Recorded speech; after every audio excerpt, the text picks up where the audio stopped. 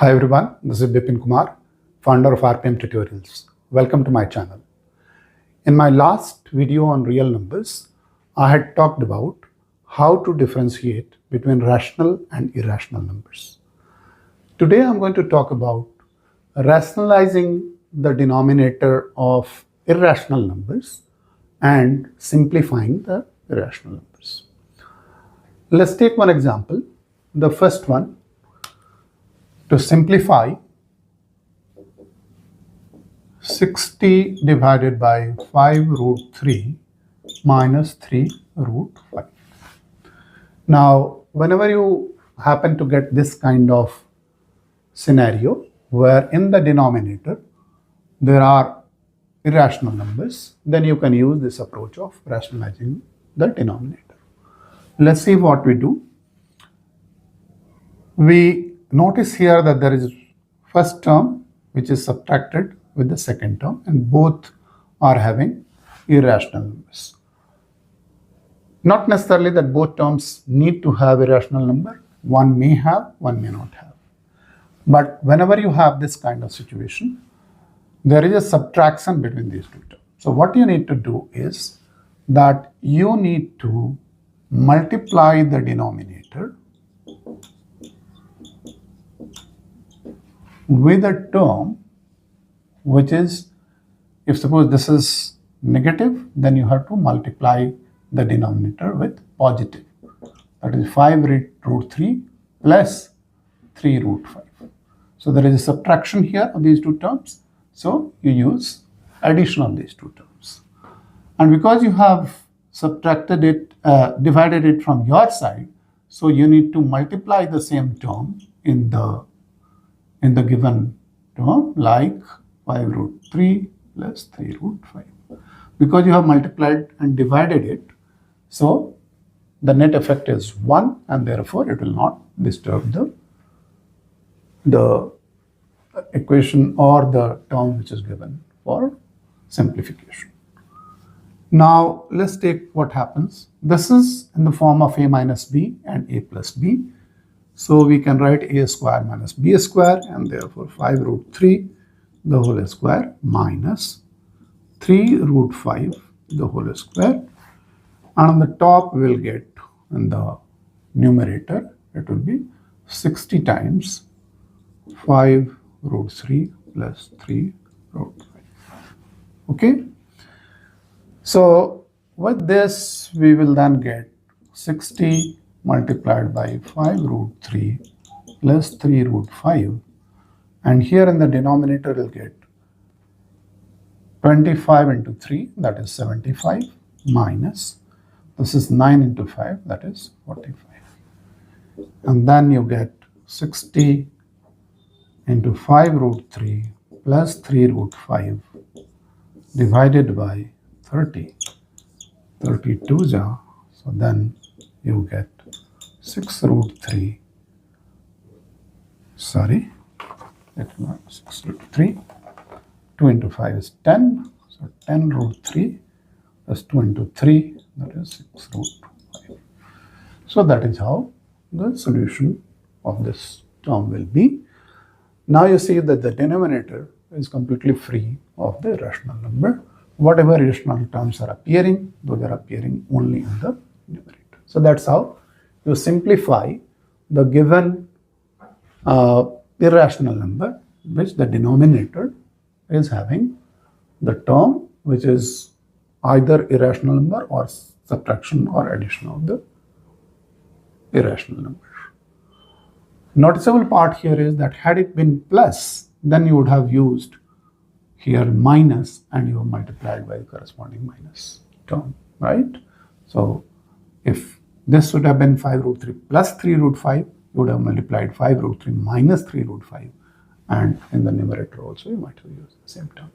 So this is the generic approach which we take for rationalization of denominator for simplifying the irrational numbers, if the denominator is having the irrational term. Let's extend this to another problem, that is second problem. Let's look at that.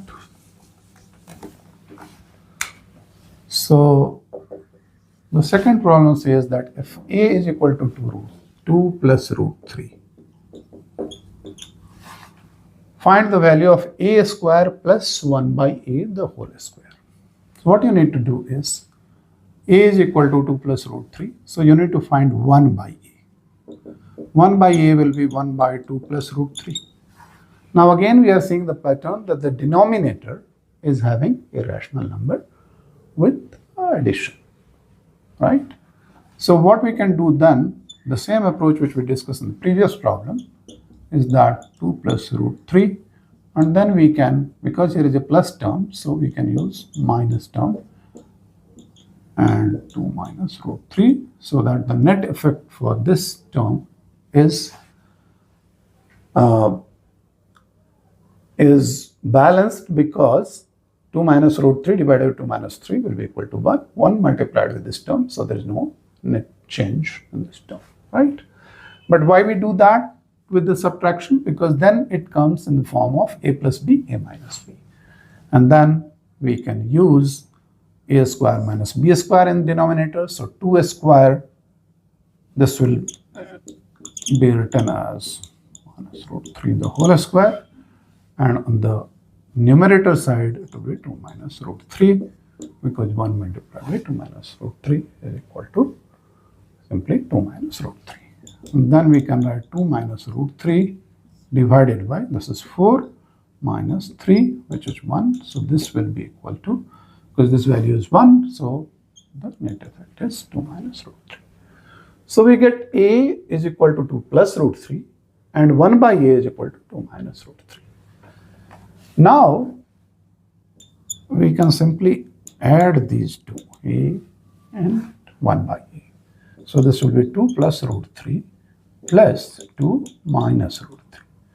Minus root 3 plus root 3 gets cancelled, so this becomes 4. Now we can use the term or the relationship, which is a plus 1 by whole square. Why we do that? Because ultimately we have to find what is the value of a square plus 1 by a square.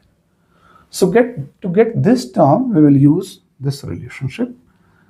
This will be a square, it is a plus b the whole square. So a square plus 1 by a the whole square, which becomes 1 by a square, plus 2 into a into 1 by a. A gets cancelled. So this becomes a square plus 1 by a square plus 2. Now what we have to get? We have to get a square plus 1 by a square.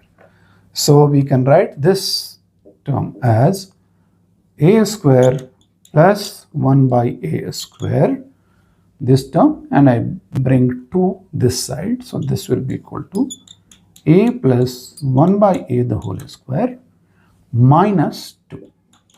Okay. Now we know the value of a plus 1 by a is 4.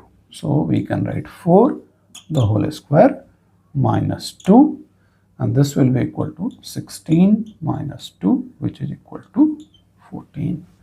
So the value of a square plus 1 by a square will be equal to 14.